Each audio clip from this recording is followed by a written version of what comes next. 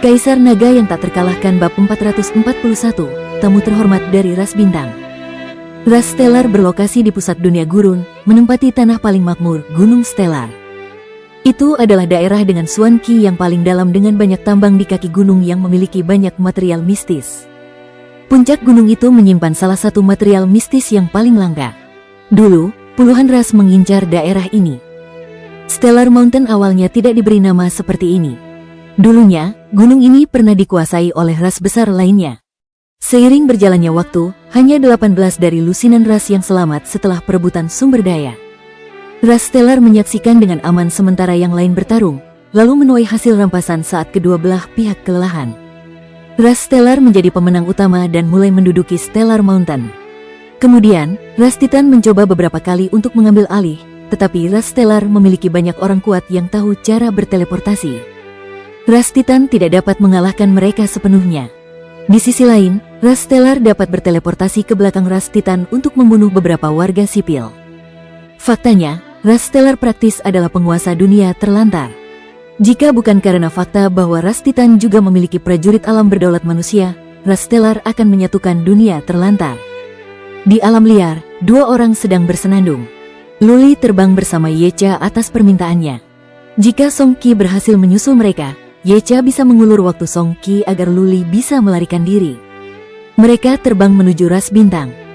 Yecha menggendong Luli. Qi dan energi Yecha menarik perhatian banyak ras di sepanjang jalan, tetapi dia terlalu cepat sehingga banyak ras tidak menyadari apa yang sedang terjadi sebelum mereka menghilang di kejauhan. Yecha telah melakukan ini dengan sengaja. Dia ingin menarik perhatian Song Qi dengan sengaja membocorkan keberadaannya.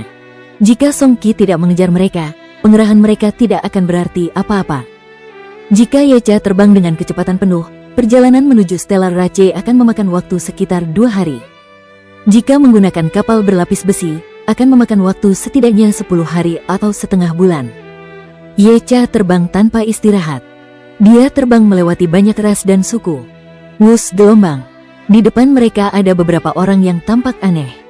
Terbang tanpa batas milik Yecha dan Luli telah membuat marah beberapa ras besar di dunia terlantar dan beberapa prajurit kuat dikirim untuk mencegat mereka. Mereka adalah 3 makhluk aneh. Tinggi mereka sekitar 10 kaki dengan 3 tanduk di kepala mereka. Mereka ditutupi rambut putih panjang dan mata mereka berwarna merah darah. Mereka lebih mirip kera daripada manusia. Makhluk aneh berambut putih itu berteriak di kejauhan dan menggumamkan sesuatu yang tidak dapat dimengerti oleh Luli. Yecha memahaminya. Jadi dia menjelaskan. Mereka mengatakan bahwa daerah ini milik ras rambut putih dan mereka menyuruh kita pergi. Luli mendapat ide saat ia melihat makhluk berambut putih itu tidak bergerak. Ia berkata pada Yecha, katakan pada mereka bahwa kami adalah teman Hua dari Stellar, pemimpin klan dari ras Stellar. Ia telah mengundang kami untuk berkunjung dan kami hanya lewat saja. Kami tidak akan membuat masalah. Yecha berhenti di udara dan menjelaskan kepada ras rambut putih dengan sopan dan hormat. Salah satu dari ras rambut putih, orang penting, berkata bahwa dia tidak yakin. Bagi ras di sini, manusia adalah musuh bebuyutan mereka. Luli tampak seperti manusia murni sehingga dia tidak mungkin menjadi tamu terhormat dari ras bintang. Mendengar itu, Luli berkata lagi pada Yecha, katakan pada mereka kalau aku juga dari ras khusus, ras darah. Dengan tatapan tajam di tangannya, Luli melepaskan cakar darahnya. Ras berambut putih mulai berpikir ulang. Mereka bergantung pada ras Stellar. Jika yang mereka hina adalah tamu terhormat ras Stellar, mereka tidak akan sanggup menahan amarah ras Stellar. Yecha berasal dari ras Qian Phoenix yang dapat dikenali. Setelah beberapa saat, makhluk berambut putih berkata mereka bisa membiarkan Luli dan Yecha lewat tetapi mereka harus diawasi. Luli menerimanya. Dia tidak bermaksud membuat kekacauan di sini dan mereka hanya lewat begitu saja. Yecha menggendong Luli dan terbang. Ketiga pria berambut putih itu mengikuti mereka sampai mereka meninggalkan wilayah ras rambut putih. Tunggu sebentar. Luli meminta Yecha untuk berhenti dan memberitahunya sesuatu. Dia menyuruh Yecha untuk memberi peringatan kepada orang-orang berambut putih itu bahwa ada seorang prajurit manusia yang kuat mengikuti mereka dan mencoba mengambil alih beberapa wilayah di dunia terlantar. Dengan mengatakan itu, Yecha menggendong Luli dan terbang menjauh. Mereka tidak peduli apakah ras rambut putih akan menghentikan Song Qi atau tidak. Itu hanya beberapa kata acak yang ingin mereka sampaikan. Jika Song Qi dapat dicegat, itu akan menjadi yang terbaik. Luli dan Yecha akan pergi ke banyak suku dari ras-ras aneh di sepanjang jalan. Setiap kali, mereka akan melakukan hal yang sama, menyatakan bahwa mereka adalah ras alien, bukan manusia, dan bahwa mereka adalah tamu kehormatan dari ras bintang yang menuju ke Gunung Bintang.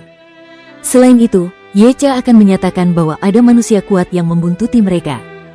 Terserah pada takdir untuk melihat apakah ras-ras itu akan mencoba menghentikan Song Qi. Deng, deng, deng gelombang. Rencana Luli dan Yecha berhasil. Hanya 1 jam setelah mereka meninggalkan ras rambut putih, Song Qi datang. Ras rambut putih siap untuk melawan musuh mereka yang kuat. 3 dari mereka di alam bangsawan naik ke langit bersama dengan beberapa dari alam abadi. Namun, mengingat Song Qi berada di alam manusia berdaulat, ras rambut putih tidak melakukan tindakan gegabah. Mereka hanya menanyai Song Qi tentang niatnya untuk masuk ke dunia terlantar dan menyuruhnya segera pergi. Song Qi tidak terlalu memperhatikan ras rambut putih karena membunuh Luli adalah satu-satunya hal yang ada di pikirannya. Dia bertanya apakah Luli pernah kesini dengan nada buruk dalam bahasa kuno. Tak perlu dikatakan lagi bahwa kedua belah pihak tidak sependapat dan mereka mulai bertarung. Ras berambut putih sangat menderita. 3 orang di alam bangsawan dibunuh oleh Song Qi bersama dengan banyak orang dari alam abadi. Song Qi menangkap salah satu di antara mereka untuk memperoleh informasi tentang Luli dan Yecha dan mengetahui bahwa mereka baru saja pergi belum lama ini menuju ke Gunung Bintang. Dan mereka adalah tamu dari ras bintang. Setelah itu, Song Qi bergegas keluar dengan marah tanpa berhenti atau mempertimbangkan informasi dengan saksama. Dia semakin yakin bahwa Luli sedang menuju ke Stellar Rache untuk mencari Suaka. Apa yang Song Qi temui kemudian membuatnya marah. Ia akan dicegat dan dihentikan oleh berbagai ras aneh. Ia menanyai banyak dari mereka yang semuanya mengatakan bahwa Luli adalah tamu terhormat dari ras bintang. Song Qi memperoleh informasi lain. Ada seorang prajurit alam berdaulat manusia di ras bintang. Informasi ini membuatnya khawatir sekaligus lega. Tidak heran Luli ingin datang ke sini untuk mencari perlindungan dari ras bintang. Mereka memiliki seorang prajurit alam berdaulat manusia. Song Qi menjadi lebih bertekad. Bahkan jika ras bintang memiliki seorang prajurit alam berdaulat manusia, ia harus memberikan segalanya untuk menghabisi Luli. Ini adalah satu-satunya kesempatannya. Ia percaya pavilion kehalusan akan mengirimkan prajurit alam berdaulat manusia lainnya. Jika ia tidak dapat membunuh Luli kali ini, ia harus mati di dunia kecil atau menemui ajalnya di gurun utara. Song Qi tidak lagi menginterogasi ras lain. Dia terbang menuju Gunung Stellar dengan kecepatan penuh. Semua ras yang menghalangi jalannya langsung dibunuhnya.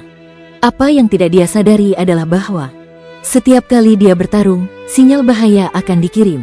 Sirene Gunung Stellar terus berbunyi. Seorang prajurit alam berdaulat manusia, seorang manusia, membunuh dalam perjalanannya menuju Gunung Stellar. Tentu saja, pesan lain juga dikirim ke Gunung Stellar. Ada 2 ras aneh yang datang, mengaku sebagai tamu dari ras Stellar. Namun, informasi ini diabaikan oleh ras Stellar. Mereka tidak ingin mengkhawatirkan tamu semacam itu. Ras Stellar waspada terhadap semua kemungkinan bahaya. Pemimpin klan memberi perintah untuk bersiap berperang sendiri. Bab 442, Upaya Terbaik.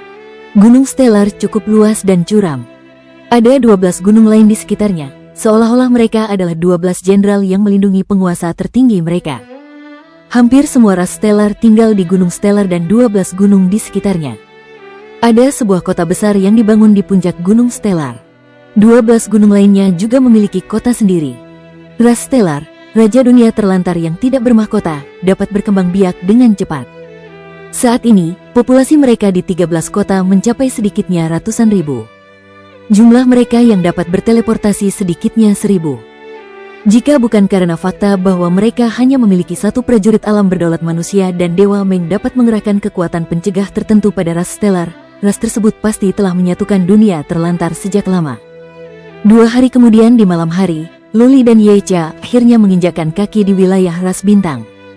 Luli mengeluarkan peta untuk mencari tahu arahnya dan kemudian mulai berkeliling dengan mengambil jalan memutar. Mereka bukan tamu undangan dari klan Stellar. Pasti ada banyak pengintai klan Stellar yang berkeliaran saat ini. Jika Luli dan Yecha masuk dengan gegabah, pemimpin klan mungkin akan langsung mencabik-cabik mereka. Mereka terbang ke arah kiri dan menemukan gunung untuk bersembunyi di gua dan menunggu dengan tenang. Mereka telah melakukan semua yang seharusnya dan membuat pengaturan yang tepat. Apa yang akan terjadi selanjutnya tergantung pada keberuntungan. Jika Song Qi tidak datang ke Stellar Rache atau mengetahui rencana mereka, satu-satunya akhir bagi Luli adalah kematian. Waktu terus berjalan. Luli dan Yecha menjadi semakin gugup.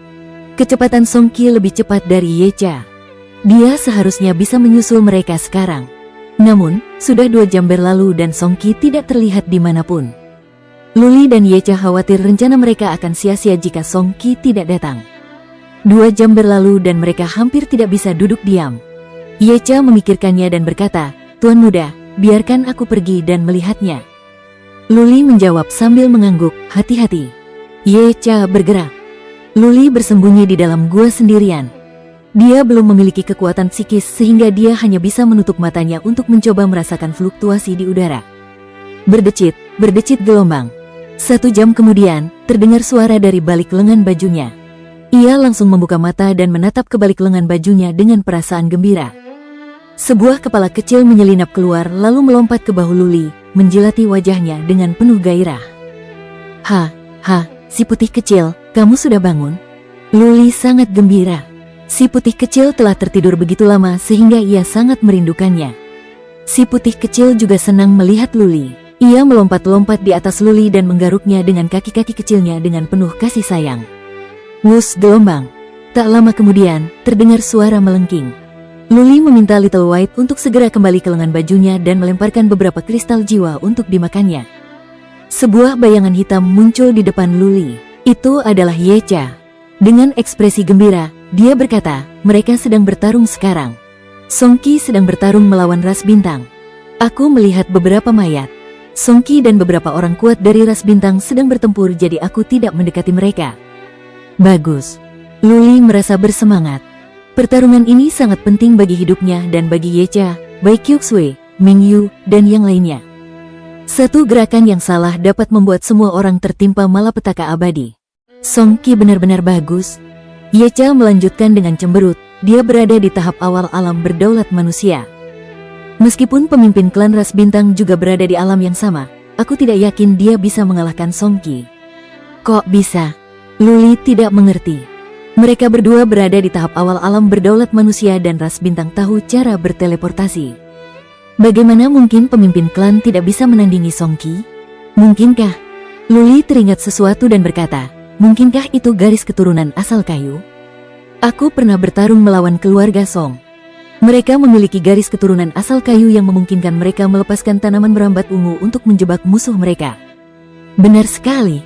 Yecha mengangguk dan berkata, "Aku mengamati dari kejauhan dan aku melihat begitu banyak tanaman merambat ungu. Banyak orang ras stellar terjebak dan mereka tidak bisa lagi berteleportasi. Kurasa tanaman merambat itu bisa menahan ruang atau memiliki beberapa efek pada energi Suan. Kalau tidak, ras stellar akan bisa berteleportasi." Aku memeriksa lusinan tubuh ras stellar. Mereka semua mengering, seperti nyawa mereka terkuras habis. Ya. Luli memikirkannya dan berkata, keterampilan garis keturunan keluarga Song dapat menyedot energi kehidupan dari seorang prajurit. Yu Huashen hampir berubah menjadi orang brengsek. Teleportasi Stellar Rache sangat mengesankan, yang membuat Luli berpikir bahwa pemimpin klan Stellar Rache dapat membunuh Song Qi dengan mudah atau setidaknya mereka berdua akan menderita. Namun, hal-hal terjadi ke arah yang tidak terduga oleh Luli dan Yecha. Bisakah garis keturunan asal kayu menghentikan teleportasi? Jika pemimpin klan ras bintang dibunuh oleh Song Qi, maka rencana ini tidak ada artinya. Luli berpikir sejenak untuk membakar setengah batang dupa sebelum berkata, "Pemimpin klan Ye, kembalilah ke ras penyihir dan bawa Bai Qiuxue bersamamu dan pergi. Jika jimat giok kehidupanku rusak, hancurkan terowongan itu segera." Yecha terdiam sejenak. Kemudian dia berkata, "Yang mulia, kita harus pergi bersama. Mari kita hancurkan terowongan itu dan siapapun yang menang, kita akan aman." Tidak. Luli menggelengkan kepalanya dan berkata, "Pasti ada terowongan lain yang menghubungkan dunia terlantar dengan dunia luar. Bagaimana mungkin hanya ada satu terowongan untuk dunia yang begitu besar? Jika kita hanya menghancurkan satu yang kita tahu dan Song Qi selamat, cepat atau lambat dia akan menemukan jalan kembali ke dunia terlantar utara." Sebenarnya, Luli telah berpikir untuk menghancurkan terowongan itu dan Nyonya Yan juga mengusulkannya. Namun, Luli menyerah. Jelas, nyawanya lah yang diinginkan Song Qi.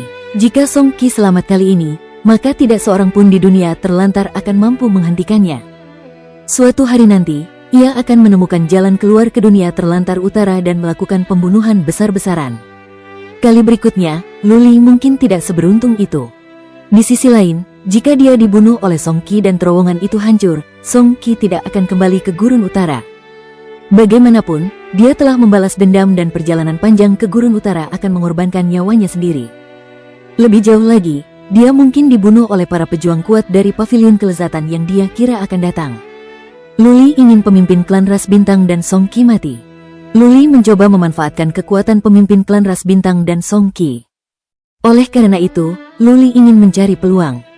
Ketika kedua belah pihak sudah saling mengalahkan, Luli dapat mencoba membunuh mereka berdua di waktu yang tepat. Jika demikian, bukan hanya Luli yang akan selamat dari krisis ini, dunia terpencil pun akan berada dalam genggamannya. Tentu saja, hasilnya menggiurkan, yang berarti risikonya serius. Satu langkah yang salah akan mengakhiri hidupnya. Tidak.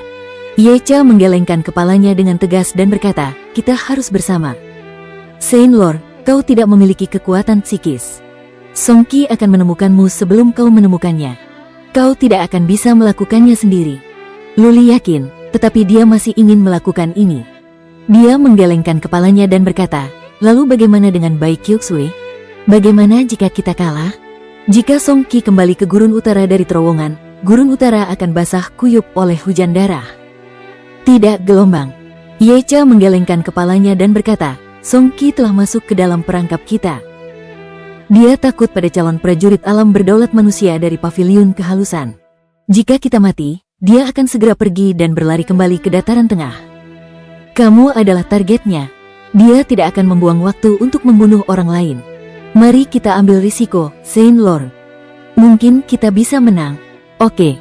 Kilatan dingin muncul di mata Luli. Dia telah mengambil keputusan. Ayo pergi gelombang. Sambil menggendong Luli dengan satu tangan, Ye Cha terbang keluar dan mereka menyelinap ke Gunung Bintang secepat yang mereka bisa. Bab 443, Pertempuran antara penguasa manusia. Gunung Stellar dipenuhi oleh hampir semua prajurit kuat dari ras Stellar. Banyak warga sipil yang direlokasi. Beberapa orang kuat dari ras yang berafiliasi di dekatnya segera dimobilisasi untuk menawarkan dukungan. Medan perang berada lebih dari 30 mil di selatan 12 gunung. Di sana, ribuan ras Stellar hadir. Di langit di atas mereka, pemimpin klan Hua dari ras Stellar sedang melawan Song Qi dengan para prajuritnya. Hua terus bergerak di udara sementara Song Qi menutupi dirinya dengan tanaman merambat ungu. Lebih dari selusin orang kuat dari ras Stellar dan beberapa ras misterius lainnya menggunakan metode mereka sendiri untuk menyerang tanaman merambat ungu. Ras Stellar menyerupai manusia dalam penampilan dan ukuran fisik. Namun, ras Stellar memiliki tanda vertikal di antara kedua alis mereka yang seperti mata ketiga. Tanda vertikal inilah yang memberi ras Stellar kemampuan untuk berteleportasi. Stellar Rache juga mengolah energi Suan dan menggunakan senjata. Pemimpin klan dan dua patriark menguasai makna mendalam, tetapi makna mendalam yang dipelajari oleh dua patriark itu jelas berlevel rendah dan tidak dapat meningkatkan kemampuan mereka secara signifikan. Hua tidak bergerak karena dia merasa Song Qi adalah sosok yang cukup berbahaya. Dia merasa takut melakukan sesuatu yang tidak bijaksana. Dia meminta orang-orang kuat lainnya untuk menyerang Song Qi terlebih dahulu sehingga dia dapat menggunakan kesempatan itu untuk menyelidiki Song Qi. Harus diakui, garis keturunan asal kayu sangat mengesankan. Selain menyerang dan menjebak musuh, ia juga dapat memberikan pertahanan. Song Qi telah menutupi dirinya dengan lapisan demi lapisan tanaman merambat ungu.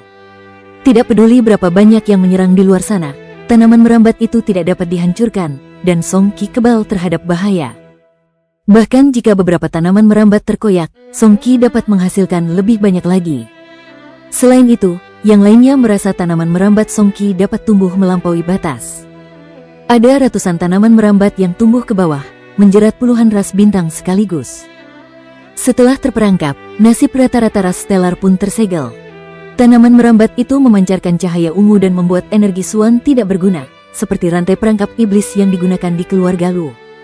Banyak ras Stellar di sini yang tahu cara berteleportasi. Meski begitu, tanpa energi Suan, tidak ada yang bisa mereka lakukan. Mereka hanya bisa terjebak dan menyaksikan nyawa mereka dihisap. Berikan Luli padaku atau aku akan membantai seluruh Stellar Rache. Song Qi berkata dengan niat membunuh dalam bahasa kuno yang agak tidak baku. Hua dan yang lainnya dari ras bintang menjadi bingung. Mereka kemudian marah melihat puluhan ras bintang berteriak kesakitan dan terlempar keluar, berubah menjadi sekumpulan tubuh kering. Swish, swish gelombang. Lebih dari 10 patriark ras bintang bergerak. Mereka tidak berani bergerak mendekati tanaman merambat itu, tetapi mereka semua melepaskan energi Swan untuk menyerang tanaman merambat itu dari segala arah. Hua akhirnya bergerak. Dia memegang pedang hitam di tangannya dengan tatapan tajam dan ki yang kuat. Pedang itu adalah pedang suci. Dia mengayunkan pedang itu dan menebas. Dengan sinar cahaya yang menembus langit, bahkan ruang pun terkoyak. Pedang itu berkilauan dalam warna emas, mengandung kekuatan yang luar biasa dan merusak. Hua menguasai makna mendalam tingkat keempat dari sifat-sifat emas. Dia tidak mengeluarkan pedangnya sebelumnya, tetapi kematian puluhan ras bintang membuatnya kehilangan kesabaran. Mengenai penyerahan Luli, dia tidak mengerti dan tidak akan membuang-buang waktu untuk mencari tahu artinya. Manusia jugalah yang hampir memusnahkan ras bintang. Kedua belah pihak adalah musuh bebuyutan. Song Qi telah membunuh banyak ras bintang, oleh karena itu, Hua ingin membunuh Song Qi. Ledakan, dentuman, dentuman gelombang. Jurusnya jelas lebih kuat daripada jurus yang lain. Para patriark ras bintang dan beberapa ras khusus lainnya hanya bisa mematahkan belasan lapis tanaman merambat. Namun, satu jurus Hua mampu merobek lapis demi lapis. Dalam sekejap, lebih dari 3 lusin lapis tanaman merambat terpotong.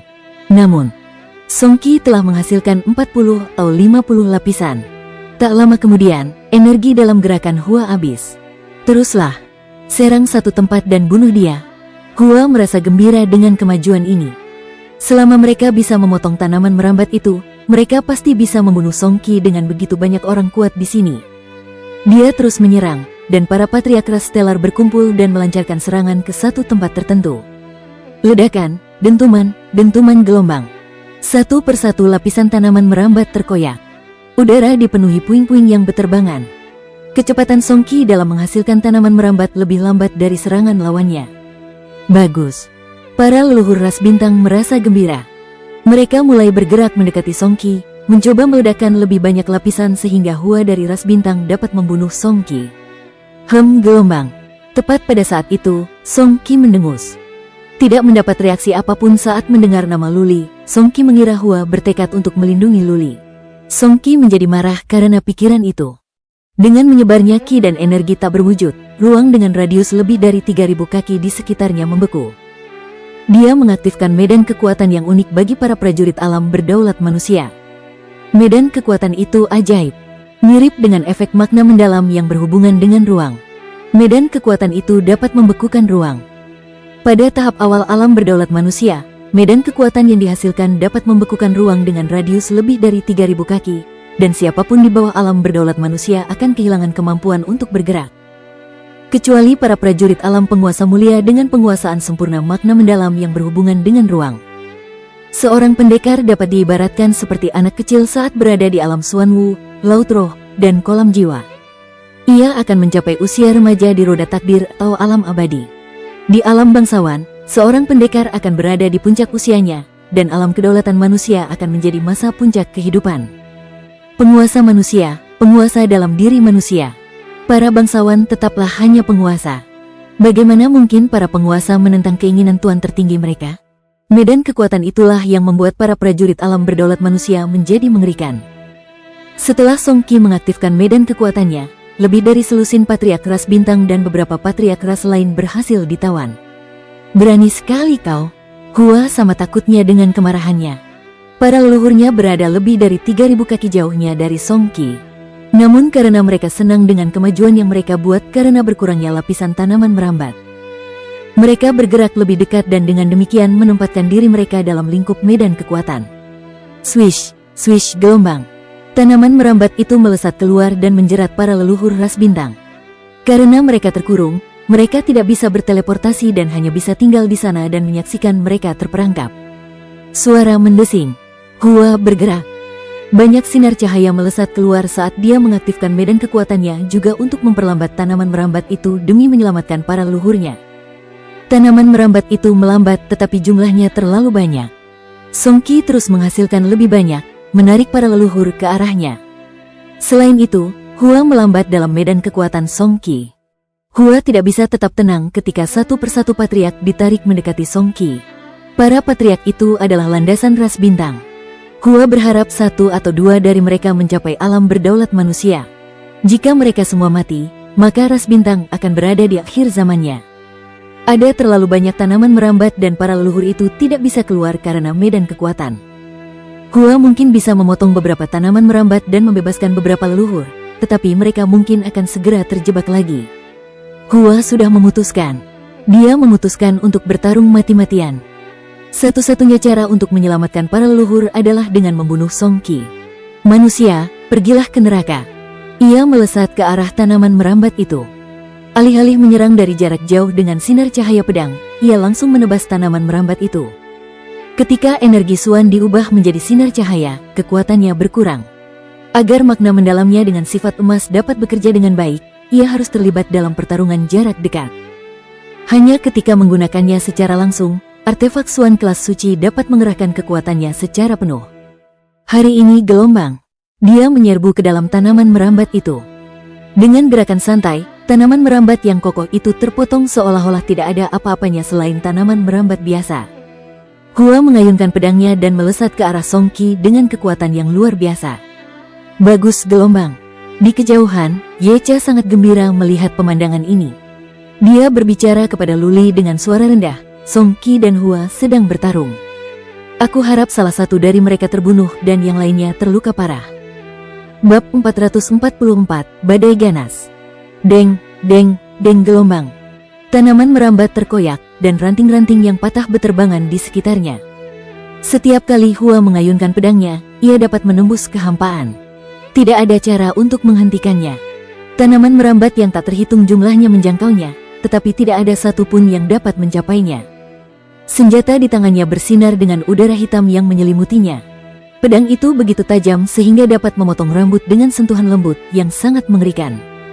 Song Qi ditutupi oleh lebih dari puluhan tanaman merambat. Dalam waktu hanya lebih dari 10 tarikan napas, Hua telah menembus lebih dari 30 lapisan. Matanya terpaku pada Song Qi yang masih berada di dalam. Song Qi telah membunuh 7 atau 8 leluhur ras bintang dan semua orang kuat dari ras lain. Namun, dia tidak berani membunuh lebih banyak lagi karena Hua sedang menyerangnya. Dengan mengelak, Song Qi mulai mundur. Ia mengendalikan lebih banyak lapisan tanaman merambat untuk menutupi bagian depannya sebagai lapisan perlindungan. Tanaman merambatnya terbatas sehingga ia harus menggunakan energi kehidupannya sendiri untuk menghasilkan tanaman merambat tersebut. Namun, ia telah membunuh banyak anggota Stellar Rache dan telah menyedot energi mereka. Dengan demikian, ia mampu menggunakan bloodline skill-nya selama berjam-jam tanpa menghabiskan energinya sendiri. Dia cepat-cepat melangkah mundur sambil mengeluarkan lebih banyak tanaman merambat untuk menghentikan Hua. Ketika Song Qi merasa dia sudah keluar dari hutan, dia mulai fokus pada para leluhur ras bintang lainnya. Apalagi, ia menumbuhkan lebih banyak tanaman merambat untuk mencapai bagian bawah, menjerat satu persatu anggota Stellar Rache. Ia membunuh mereka semua untuk menyerap lebih banyak energi kehidupan. Kecepatan tanaman merambatnya menyerap energi kehidupan sangat mengerikan. Para leluhur ras bintang mungkin bisa bertahan sebentar, tetapi yang biasa-biasa saja akan berubah menjadi tersentak-sentak dalam hitungan beberapa tarikan napas. Mati, mati, mati gelombang. Melihat rasnya sendiri terbunuh dan berubah menjadi orang-orang yang tidak berdaya satu persatu, Hua hampir kehilangan akal sehatnya. Namun, dia masih tidak bisa mendekati Song Qi. Hua gemetar karena marah. Para leluhur dan warga sipil itu adalah harapan bagi ras bintang karena Hua sudah mendekati akhir hayatnya. Begitu semua leluhur itu mati dan akhir hidupnya tiba, seluruh ras stellar akan dihancurkan oleh ras titan sepenuhnya. Raungan gelombang. Pemimpin klan ras bintang berteriak. Tanda vertikal di antara kedua alisnya mulai berdarah. Darah mengalir ke wajahnya dan berubah menjadi lapisan darah yang menutupinya, mengubahnya menjadi manusia darah. Pemimpin klan. Seorang patriark yang masih hidup berteriak kesakitan dalam bahasa kuno. Ada satu hal yang hanya diketahui oleh para patriark. Ini adalah keterampilan rahasia yang dimiliki oleh ras stellar untuk meningkatkan kemampuan secara temporal dengan membakar esensi darah asal. Raja binatang memiliki esensi darah asal. Prajurit yang kuat juga dapat memurnikan esensi darah asal. Banyak ras dari zaman kuno tahu cara melakukannya. Esensi darah asal adalah sumber kekuatan paling murni dan terkuat bagi seorang prajurit, digunakan untuk melindungi kehidupan dan untuk pertarungan yang putus asa. Hua hanya memurnikan 3 tetes esensi darah asal selama bertahun-tahun dan dia menggunakan semuanya sekarang. Bahkan jika dia bisa menang, dia akan segera mati karena usia tua. Itulah sebabnya sang patriark meraung kesakitan. Hah, Song Qi merasa ada yang tidak beres. Ia merasa Hua menjadi lebih kuat, seolah-olah ia tiba-tiba mencapai tahap tengah alam manusia berdaulat. Ini mungkin terdengar seperti perbedaan kecil, tetapi satu langkah kecil di alam berdaulat manusia dapat berarti kesenjangan besar dalam kemampuan. Para prajurit alam berdaulat manusia memiliki medan kekuatan yang berbeda pada tahap awal dan tahap tengah. Omong kosong. Song Qi mencoba merasakan ruang di sekitarnya. Ia terkejut saat mendapati bahwa medan gaya semakin kuat. Kecepatannya melambat, tetapi kecepatan Hua menjadi lebih cepat. Dentuman, dentum, dentum. Hua berubah menjadi manusia berdarah. Dia mengayunkan senjatanya di sepanjang jalan, memotong semua tanaman merambat yang menghalangi jalannya. Dia mempercepat langkahnya dan melesat ke arah Song Qi seperti pedang tajam. Esensi darah asal terbakar? Song Qi tahu tentang keterampilan rahasia ini, tetapi dia tidak tahu bagaimana melakukannya. Hanya ras kuno yang memiliki pengetahuan seperti itu. Dia melihat bahwa Hua datang padanya dan semua tanaman merambat yang dia hasilkan terputus. Song Qi siap menghadapi Hua dengan seluruh kekuatannya. Benar sekali. Dia tidak pernah melakukan semua yang dia mampu. Dia tidak menggunakan makna mendalamnya. Dia telah menyembunyikan kekuatan aslinya hanya untuk saat ini.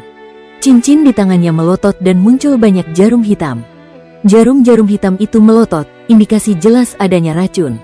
Wus, wus gelombang. Song Qi melemparkan jarum-jarum itu, bukan ke arah Hua Bintang, tetapi ke tanaman merambat. Jarum-jarum hitam itu terbenam ke dalam jarum-jarum itu dan lenyap. Berdengung. Cincinnya terus bersinar saat dia mengeluarkan lebih banyak jarum hitam dan melemparkannya ke tanaman merambat. Jelas, makna mendalamnya terintegrasi dengan keterampilan garis darahnya. Kalau tidak, jarum-jarum itu tidak akan bisa lenyap ke dalam tanaman merambat. Tepat pada saat itu, lapisan luar tanaman merambat itu mulai bergerak. Tanaman merambat itu saling terkait menjadi sangkar besar yang memerangkap Song Qi dan Hua. Mati. Hua semakin dekat. Dia terus mengunci kekuatan psikisnya pada Song Qi dan dia tahu apa yang sedang dilakukan Song Qi. Namun Hua tidak punya cara lain. Dia telah membakar esensi darah asalnya yang hanya dapat bertahan selama 3 batang dupa untuk dibakar. Setelah itu, dia akan menjadi rentan. Jika dia tidak dapat membunuh Song Qi sekarang, ras stellar akan hancur. Ledakan. Ledakan. Akhirnya, lapisan terakhir tanaman merambat itu terpotong. Hua terbang seperti binatang berwarna merah darah dan mengayunkan pedangnya ke kepala Song Qi yang terjebak di tengah tanaman merambat itu. Ledakan, dentuman, dentuman gelombang. Hua mengerahkan seluruh tenaganya untuk gerakan ini. Ruang bergetar. Dengan tindakannya, ruang terkoyak. Suara pedang yang menembus udara cukup untuk memecahkan batu dan logam serta membangunkan orang mati. Kilatan emas pada pedang adalah simbol kekuatan yang dapat menghancurkan lapisan perlindungan yang kuat. Haha. Song Qi tidak dapat melarikan diri karena kecepatannya diperlambat oleh medan kekuatan Hua. Namun Song Qi tidak khawatir sedikit pun. Dia tertawa dingin, melambaikan tangannya dan berteriak, "Rasakan makna mendalamku, badai ganas." Wus, wus, wus gelombang. Di dalam lapisan-lapisan tanaman merambat itu, tiba-tiba muncul angin kencang yang mengerikan seperti badai. Dari tanaman merambat itu, jarum-jarum beterbangan keluar, berhamburan ke bawah, dan menutupi ruang di dalam sangkar tanaman merambat itu. Makna mendalam Song Qi bersifat angin, dan telah terintegrasi sempurna dengan garis darahnya. Jarum-jarum itu dibuat khusus agar dapat dilepaskan dengan makna mendalamnya. Bahan-bahan yang digunakan untuk jarum-jarum itu sama dengan artefak Suan kelas suci, dan racun-racun pada jarum-jarum itu terkenal di dataran tengah, Upas. Makna mendalam dari sifat angin dapat membuat jarum bergerak cepat. Jarum dapat menembus apa saja, kecuali baju besi kelas suci. Begitu jarum berada di dalam tubuh prajurit, prajurit akan lumpuh dalam waktu 1 tarikan napas dan mati dalam waktu yang lain. Kandang tanaman merambat itu dapat menghentikan seorang prajurit untuk melarikan diri dan makna mendalam dapat mempercepat jarum-jarum itu. Begitu kecepatannya mencapai tingkat tertentu, kekuatan yang dihasilkan bisa sangat mengesankan. Jarum-jarum itu ada di mana-mana di dalam kandang dan tidak ada jalan untuk lari. Kematian adalah akhir yang terakhir. Ini adalah kemampuan terkuat Song Qi. Suatu kali, Ia membunuh seorang prajurit alam berdaulat manusia dan lebih dari selusin prajurit alam penguasa mulia Istana Singa Biru dengan mengandalkan keterampilan ini. Prajurit alam berdaulat manusia biasa merasa ngeri dengan ini. Aku tamat. Hua merasa putus asa. Dia akan mati sedetik kemudian kecuali dia berteleportasi. Namun dalam kasus itu, akan sangat sulit baginya untuk membunuh jalan kembali. Bahkan jika dia bisa, Song Qi dapat melepaskan putaran badai ganas lainnya. Tetapi esensi darah asalnya hanya dapat bertahan selama 3 batang dupa terbakar. Bab 445, Pergi ke Neraka. Mungkin Hua bisa mendapat kesempatan menyerang lagi dengan berteleportasi untuk saat ini, tetapi tidak ada yang bisa memastikan apa yang akan terjadi. Namun, tanpa berteleportasi, dia bisa mati sekarang juga. Mati. Ayo mati bersama. Hua segera mengambil keputusan. Dengan teriakan, api pun berkobar. Gelombang Qi dan energi yang begitu kuat hingga mengejutkan Song Qi keluar dari tubuh Hua. Gila, kamu gila. Song Qi tertegun. Dia berteriak dan tampak ketakutan. Dia mundur dengan kecepatan penuh dan menciptakan tanaman merambat tak berujung di depannya. Ras-ras dari zaman dahulu memiliki banyak keterampilan rahasia. Salah satunya diketahui oleh semua ras dan menakutkan bagi manusia. Dahulu, keterampilan ini merenggut banyak nyawa manusia. Keterampilan untuk meledakkan diri, membakar roda takdir atau manik kehidupan milik sendiri. Lonjakan energi dapat menyebabkan ledakan yang dapat menghancurkan semua makhluk hidup di dekatnya. Jika hanya seorang prajurit alam penguasa mulia yang melakukan ini, Song Qi tidak akan takut. Namun dalam kasus alam penguasa manusia, itu akan mengerikan. Seorang prajurit alam penguasa manusia dibesarkan oleh harta dan material yang tak terhitung jumlahnya. Seseorang dapat membayangkan energi yang terkandung dalam manik kehidupan seorang prajurit alam penguasa manusia. Sungguh, itu di luar imajinasi. Song Qi telah menjuluki Hua dari Stellar sebagai orang gila karena ia tahu setelah ini, setidaknya seluruh populasi Stellar Rache di dekatnya akan mati. Song Qi mungkin akan selamat atau mungkin juga tidak. Berlari. Ye Cha, yang berada di kejauhan, berteriak. Dia tahu bagaimana cara meledakkan dirinya sendiri. Dia tahu betul betapa mengerikannya ketika seorang pejuang alam berdaulat manusia melakukan ini. Ketika ras Qian Phoenix berada di ambang kepunahan, para pejuang kuat dari rasnya dan ras mamut melakukannya. Saat itu, bahkan sehelai rumput pun tidak dapat bertahan hidup dalam radius lebih dari 30 mil. Wus gelombang. Ye Cha menggendong Luli dan mundur dengan kecepatan penuh. Tiba-tiba, muncullah seberkas cahaya yang menyilaukan, begitu terangnya hingga seperti matahari yang meledak. Orang-orang dari jarak lebih dari 3000 mil dapat melihatnya. Ledakan. Kemudian terdengar suara ledakan keras yang membuat gendang telinga Luli dan Ye Cha sakit. Dengan sensasi sakit yang menusuk, mereka kehilangan pendengaran. Yang dapat mereka rasakan hanyalah suara dengungan di kepala mereka. Penjepit. Ye Cha bereaksi cepat. Melawan rasa sakit di telinganya, dia meraih Luli dan bergegas ke sebuah lembah di depan mereka dan mendorong Luli ke tanah. Ledakan. Dentuman gelombang. Gelombang kejut datang, menghantam gunung di belakang Ye Cha dan Luli dan meratakannya. Tanah terangkat. Luli dan Ye Cha berada di lembah, tetapi mereka juga terangkat. Mereka berguling-guling di langit dan terhempas sejauh beberapa mil. Dentung. Pada akhirnya, mereka terbanting ke gunung. Mereka berlumuran darah dan banyak luka. Punggung Ye Cha terluka parah. Luli duduk sebentar dan menggelengkan kepalanya untuk membersihkan kotoran. Dia menyeka wajahnya, berbalik tetapi tertegun melihat pemandangan di depannya. Yang dilihatnya adalah cekungan besar, sangat halus dan datar. Seharusnya ada banyak gunung, tetapi semuanya telah hilang. Tidak ada pohon, tidak ada rumput, tidak ada sungai, hanya tanah kosong. Mendesis. Luli tersentak.